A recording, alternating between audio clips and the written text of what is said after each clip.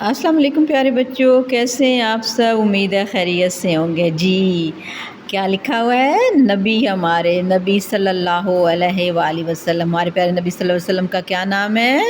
حضرت محمد صلی اللہ علیہ وآلہ وسلم۔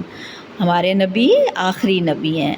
اور مجھے یہ بتائیے کہ یہ کون سا اسلامی مہینہ ہے؟ جی ربیع الاول کا ہے۔ اور 12 ربیع الاول کیوں ہے ہمیں؟ اس دن پیارے نبی حضرت محمد صلی اللہ علیہ وآلہ وسلم کی ولادت ہوئی تھی، اور ہم سب مسلمان جشن عید میلاد النبی مناتے ہیں 12 ربیع الاول کو۔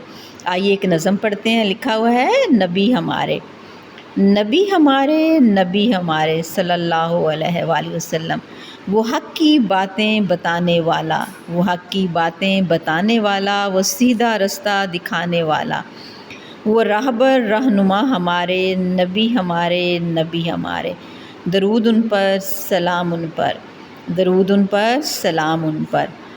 بلند نبیوں میں نام ان کا، بلند نبیوں میں نام ان کا، فلک سے اونچا مقام ان کا، بلند نبیوں میں نام ان کا، فلک سے اونچا مقام ان کا۔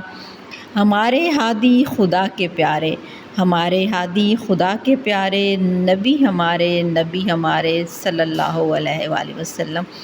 درود ان پر سلام ان پر۔